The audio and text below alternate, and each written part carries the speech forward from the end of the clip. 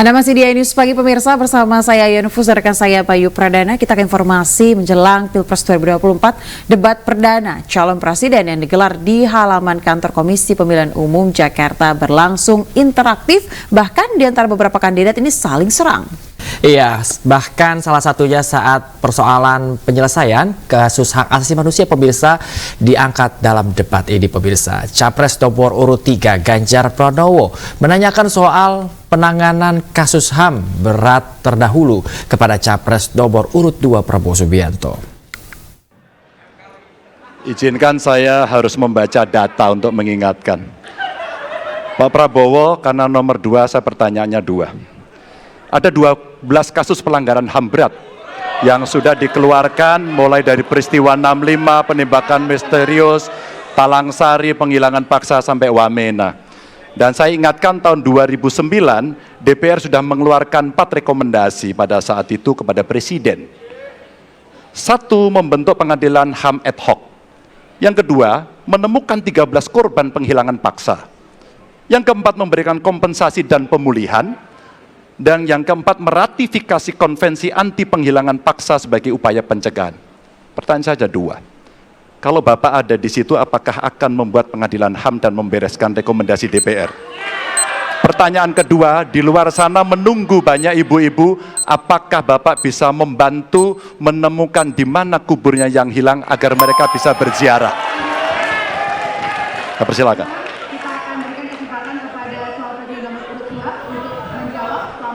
Waktunya dari sekarang. Pak Ganjar tadi justru Anda sebut tahun 2009 kan? Ya.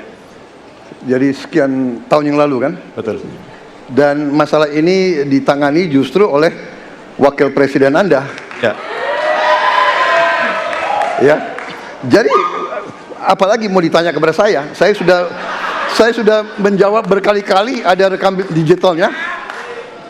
Saya sudah jawab berkali-kali. Tiap 5 tahun kalau polling saya naik, ditanya lagi soal itu.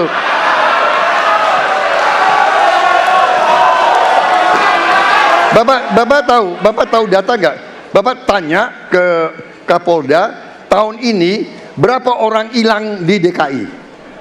Tahun ini, ya, ada mayat yang diketemukan baru beberapa hari yang lalu dan sebagainya.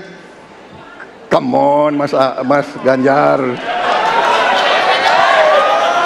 Ya, jadi saya tadi katakan, saya merasa bahwa saya yang sangat keras membela hak asasi manusia. Nyatanya orang-orang yang dulu ditahan, tapol-tapol,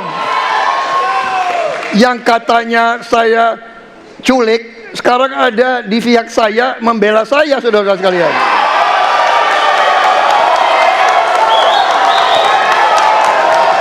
Jadi masalah HAM jangan dipolitisasi, Mas Ganjar, ya. Menurut saya, ya. Saya kira begitu jawaban saya. Masih ada waktu, Bapak? Kedua, Pak. Akan menambahkan? Cukup. Cukup, baik. Dan selanjutnya kami persilakan kepada calon presiden nomor urut 3 untuk menanggapi jawaban dari calon presiden nomor urut 2. Waktu Bapak 1 menit, dimulai dari sekarang. Prabowo ini punya ketegasan yang luar biasa. Luar biasa.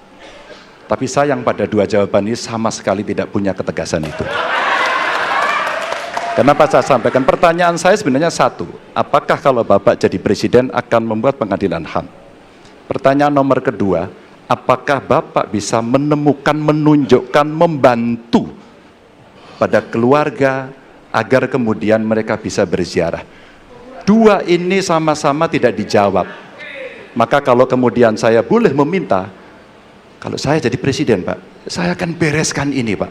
Agar kemudian dalam kontestasi pilpres berikutnya, ini tidak akan muncul lagi karena presidennya tegas menuntaskan pekerjaan itu pada eranya. Terima kasih. Waktunya masih ada, Bapak? Cukup. Cukup. Baik, kita berikan kesempatan kepada calon presiden nomor urut 2 untuk menanggapi tanggapan dari calon presiden nomor urut 3. Waktunya 1 menit dari sekarang. Loh, kok dibilang saya tidak tegas? Saya tegas akan menegakkan hak asasi manusia. Masalah yang Bapak tanyakan agak tendensius. Kenapa yang 13 orang hilang pada saat itu ditanya kepada saya? Itu tendensius Pak Ganjar, ya. Itu tendensius. Dan wakil Bapak yang mengurus ini selama ini. Jadi kalau memang keputusannya mengadakan pengadilan HAM, ya kita adakan pengadilan HAM. Nggak ada masalah. Ya. Baik. Sudah Pak? Masih ada waktunya waktu? Pak? Sudah cukup Ya. Pak Prabowo? Namanya usaha.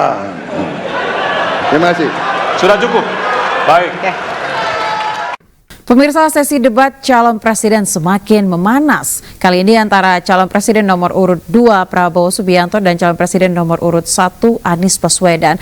Prabowo Subianto bertanya kepada Anies Baswedan soal penyelesaian polusi udara di Jakarta. Sebab DKI Jakarta setiap tahunnya memiliki anggaran fantastis kurang lebih 80 triliun rupiah. Mas Anies pernah jadi gubernur 5 tahun di DKI. Anggaran DKI setahun sekitar 80 T, jumlah penduduk Indonesia DKI 10 juta kira kurang lebih, APBD Jawa Barat 35 T, jumlah penduduknya 50 juta, 5 kali DKI. Tetapi selama Mas Anies mimpin, sering sekali DKI menerima indeks polusi tertinggi di dunia. Bagaimana dengan anggaran 80 T, Pak Anies sebagai gubernur tidak dapat berbuat sesuatu yang berarti untuk mengurangi polusi? Terima kasih. Waktunya masih ada, Bapak? Sudah cukup? Baik, kita akan lanjutkan pada calon presiden nomor urut 1. Kami beri kesempatan untuk menjawab pertanyaan selama 2 menit, dimulai dari sekarang. Pak Prabowo, terima kasih atas pertanyaan yang bagus, tetapi kurang akurat. Saya akan jelaskan, Pak. Ketika satu daerah mengatakan di tempat kami tidak ada COVID, di tempat kami COVID banyak, lalu yang tidak ada COVID kami tanya, kenapa tidak ada COVID? Nah, kami nggak punya alat testing, Pak. Karena tidak punya alat testing, maka tidak ada COVID. Yang punya alat testing, maka ada COVID. Ya? Saya tidak tanya COVID, saya tanya polusi. Boleh saya selesaikan dulu? Ya. Jadi, apa yang terjadi? Di Jakarta kami memasang alat pemantau polusi udara. Bila masalah polusi udara itu bersumber dari dalam kota Jakarta, maka hari ini, besok, minggu depan konsisten selalu akan kotor. Tapi apa yang terjadi? Ada hari di mana kita bersih, ada hari di mana kita kotor. Ada masa minggu pagi, Jagakarsa sangat kotor. Apa yang terjadi? Polusi udara tak punya KTP. Angin tak ada KTP-nya. Angin itu bergerak dari sana sini. Ketika polutan yang muncul dari pembangkit listrik tenaga uap mengalir ke Jakarta, maka Jakarta punya indikator, karena itu Jakarta mengatakan ada polusi udara. Ketika anginnya bergerak ke arah Lampung, ke arah Sumatera, ke arah Laut Jawa, di sana tidak ada alat monitor, maka tidak muncul. Dan Jakarta pada saat itu bersih. Kalau problemnya dari dalam kota saja, maka konsisten tiap waktu. Ya, kita punya masalah polusi. Karena itu kita kerjakan dengan apa? Kita lakukan, Pak. 1, dengan pengendalian emisi dari kendaraan bermotor, dan pengujian emisi sekarang wajib. Yang kedua, elektrifikasi kendaraan umum. Yang ketiga, konversi kendaraan umum. Dan dulu yang naik kendaraan umum hanya 350.000 per hari, sekarang 1 juta per hari. Jadi itu kita kerjakan untuk menangani soal polusi di Jakarta. Baik. Masih ada waktu, Bapak? Cukup? Ya. Kami persilakan kepada calon presiden nomor urut 2 untuk kemudian menanggapi jawaban dari calon presiden nomor urut 1. Waktu Bapak 1 menit dimulai dari sekarang. Ya, susah kalau kita menyalahkan angin dari mana saja, ya. Jadi saya bertanya dengan anggaran segitu besar, jumlah pendidik, langkah-langkah yang bisa dilakukan untuk dengan real dalam 5 tahun mengurangi polusi, juga di mana rakyat Jakarta begitu banyak yang mengalami sakit pernafasan. Jadi saya kira kalau kita dengan gampang menyalahkan angin, hujan dan sebagainya, ya mungkin tidak perlu ada pemerintahan kalau begitu, ya. Terima kasih. Masih ada waktu. Akan menambahkan? Cukup. Cukup. Baik, selanjutnya kami berikan kesempatan kepada calon presiden nomor urut 1 untuk menanggapi tanggapan dari calon presiden nomor urut 2. Waktunya 1 menit, dimulai dari sekarang. Ya, inilah bedanya yang berbicara pakai data, yang berbicara pakai fiksi. Oke? Ini pakai data. Jadi ketika ditunjukkan, ya memang ada sumber polutan dari dalam kota, tapi kalau sumber polutan itu hanya dari dalam kota, maka Pak pakai logika sederhana sekali. Jumlah motor dari hari ke hari sama, jumlah mobil dari hari ke hari sama, maka harusnya angka polusinya sama setiap waktu, betul tidak? Tapi jumlah motor sama, jumlah mobil sama, ada kita sangat polusi, ada sisi sangat tidak polusi. Nanti kalau perlu saya kirimkan gambar satelitnya kepada Bapak, supaya Bapak bisa menyaksikan. Dan inilah mengapa kita mengambil langkah itu pakai ilmu pengetahuan, pakai data, dan menggunakan saintis untuk terlibat. Kalau tidak pakai itu, maka nggak akan ada langkah yang benar.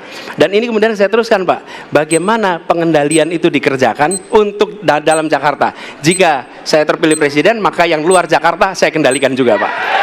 Ya, pemirsa, bergulir begitu panas. Sementara pada sesi debat lainnya, calon presiden nomor urut 1 Anies Baswedan berbalas argumen dengan kompetitornya, calon presiden nomor urut 2 Prabowo Subianto, mengenai putusan Majelis Kehormatan atau Mahkamah Konstitusi atau MK soal putusan batas usia Capres dan Cawapres.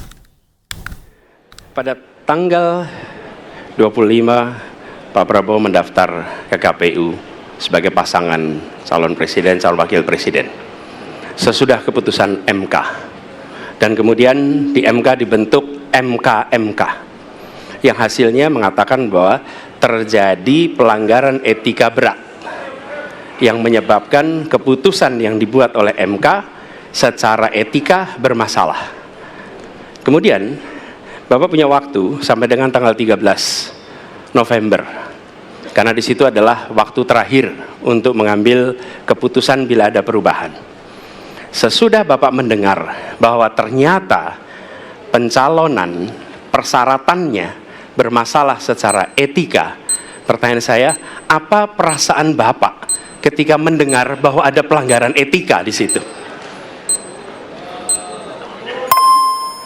Baik, waktunya habis. Kami berikan kesempatan kepada calon presiden nomor urut 2 untuk menjawab selama 2 menit. Waktunya dimulai dari sekarang. Jadi Mas Anies, ya memang suatu perkembangan politik itu ada beberapa segi perspektif, ya. Jadi tim saya, para pakar hukum yang mendampingi saya, menyampaikan bahwa dari segi hukum tidak ada masalah. Masalah yang dianggap pelanggaran etika sudah diambil tindakan dan keputusan, ya, waktu itu oleh pihak yang diberi wewenang. Kemudian sudah ada tindakan, dan tindakan pun itu masih diperdebatkan karena yang bersangkutan masih memproses. Tetapi intinya adalah bahwa keputusan itu final dan tidak dapat dirubah. Ya, saya laksanakan, ya. Dan kita ini bukan anak kecil, Mas Anies, ya. Anda juga paham, ya.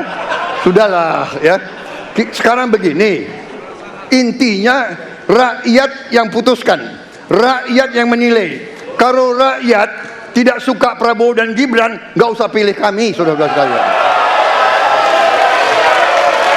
Dan saya tidak takut tidak punya jabatan, Mas Anies. Sorry ya, sorry ya. Para penang, Mas Anies, Mas Anies, saya tidak punya apa-apa. Saya sudah siap mati untuk negara ini. Ya pemirsa, sementara itu dalam salah satu sesi debat perdana Capres 2024 di kantor KPU Selasa malam, calon presiden nomor urut 1 Anies Baswedan dan Capres nomor urut 2 Prabowo Subianto saling serang terkait perihal indeks demokrasi di Indonesia. Prabowo merespon pandangan Anies soal demokrasi Indonesia yang dinilainya sudah tidak dipercaya oleh rakyat. Salah satu pilar penting demokrasi adalah partai politik. Namun kepercayaan publik terhadap partai politik di Indonesia selalu rendah. Pertanyaan, apa kebijakan yang akan Anda lakukan untuk melakukan pembenahan tata kelola partai politik? Waktu untuk menjawab 2 menit dimulai dari sekarang. Saya rasa lebih dari sekedar partai politik. Rakyat tidak percaya kepada proses demokrasi yang sekarang terjadi. Itu jauh lebih luas dari sekedar partai politik. Ketika kita bicara demokrasi, minimal ada 3. Minimal 3 nih. 1 adalah adanya kebebasan berbicara. Yang kedua, adanya oposisi yang bebas untuk mengkritik pemerintah dan menjadi penyeimbang pemerintah. Yang ketiga, adanya proses pemilu, proses pilpres yang netral, yang transparan, jujur, adil. 3. Dan kalau kita saksikan akhir-akhir ini, 2 ini mengalami problem. Kita menyaksikan bagaimana kebebasan berbicara menurun, termasuk mengkritik partai politik. Dan angka demokrasi kita menurun, indeks demokrasi kita. Bahkan pasal-pasal yang memberikan kewenangan untuk digunakan secara karet kepada pengkritik, misalnya Undang-Undang ITE atau pasal 14-15 Undang-Undang Nomor 1 tahun 1946. Itu semua membuat kebebasan berbicara menjadi terganggu. Yang kedua, oposisi, kita saksikan minim sekali adanya oposisi selama ini. Dan sekarang ujiannya adalah besok. Bisakah pemilu diselenggarakan dengan netralitas, dengan adil, dengan jujur? Ini ujian ketiga. Jadi, persoalan demokrasi kita lebih luas dari segala persoalan kepada partai politik. Nah, bagaimana untuk partai politik sendiri? Partai politik perlu mengembalikan kepercayaan. Tapi di sini ada peran negara. Menurut saya salah satu masalah yang mendasar, partai politik ini memerlukan biaya. Dan biaya politik selama ini tidak pernah diperhatikan di dalam proses politik. Untuk kampanye, untuk operasional partai, semua ada biayanya. Sudah saatnya pembiayaan politik itu dihitung dengan benar. Ada transparansi, sehingga rakyat pun melihat ini institusi yang bisa dipertanggungjawabkan. Jadi salah satu reformnya adalah reform pembiayaan politik oleh partai politik. Terima kasih. Baik. Waktu sudah habis, terima kasih. Kini kami persilakan calon presiden nomor urut 2 untuk menanggapi jawaban calon presiden nomor urut 1. Waktunya 1 menit dimulai dari sekarang. Mas Anies.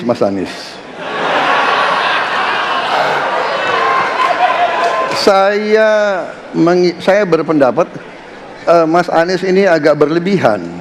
Mas Anies mengeluh tentang demokrasi ini dan itu dan ini. Mas Anies dipilih jadi gubernur DKI menghadapi pemerintah yang berkuasa. Saya yang mengusung Bapak.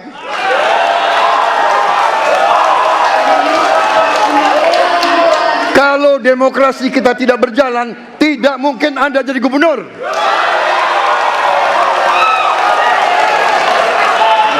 Kalau Jokowi diktator, Anda tidak mungkin jadi gubernur. Saya waktu itu oposisi, Mas Anies. Anda ke rumah saya, kita oposisi, Anda terpilih. Waktu habis, Bapak. Harap tenang, Bapak Prabowo. Baik. Ya pemirsa, pasca debat perdana calon presiden 2024, pasangan Ganjar Mahfud mendapatkan suara terbanyak dalam polling terkait siapa pasangan yang cocok untuk memimpin Indonesia pada 2024 nanti. Ganjar Mahfud mendominasi dengan 64,6% dalam jajak pendapat yang dilakukan dunia polling.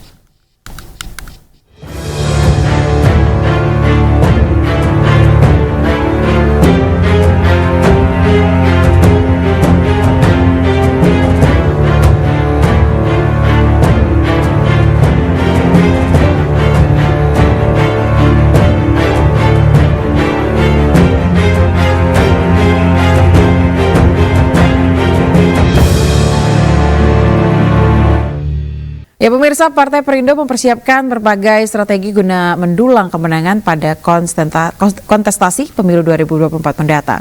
Salah satunya pemirsa dengan menekankan para caleg untuk gencar turun mensosialisasikan program dan menyerap aspirasi masyarakat.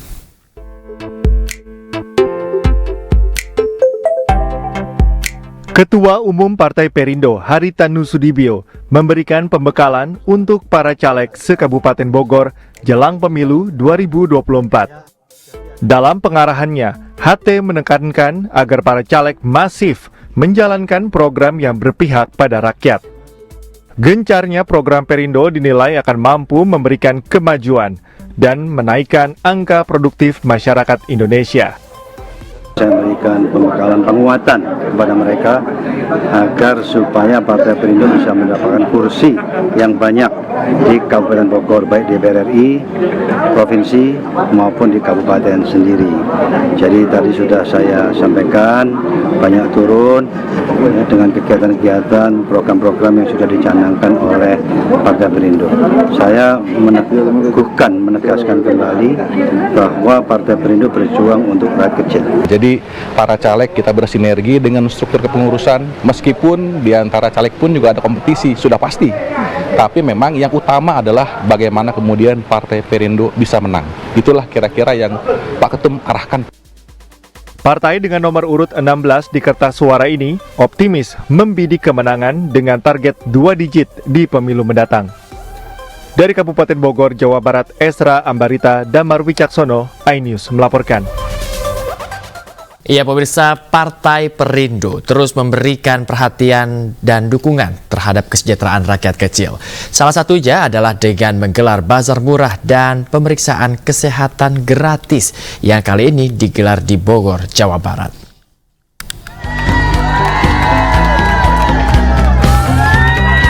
Masyarakat antusias menyambut kedatangan Ketua Umum Partai Perindo Haritanu Sudibyo dalam kegiatan bazar murah dan pemeriksaan kesehatan gratis di Lido Resort Bogor, Jawa Barat. Kehadiran HT untuk memastikan program yang pro rakyat ini berjalan dengan baik dan dapat dirasakan oleh masyarakat. Harapannya sih bisa ini aja, rakyat Indonesia juga bisa segala dipermudahkan lah gitu. Senang sih, alhamdulillah. Alhamdulillah senang. Harapannya agar orang Bogor maju lah. Sembako murah. Alhamdulillah sih bisa kebantu ya ibu-ibu ya. Karena kan beras lagi mahal, baru sampai 12.000 seliter gitu. Alhamdulillah. HT juga menegaskan partai berlambang sayap Raja Wali ini berkomitmen mewujudkan pembangunan dan kesejahteraan bagi rakyat. Ini adalah bentuk daripada kepedulian Partai Perindo kepada rakyat kecil. Dan yang kita lakukan bukan di sini saja, kita akan lakukan terus di seluruh Indonesia untuk mendukung para caleg juga. Dan juga untuk membuka wawasan pengetahuan masyarakat.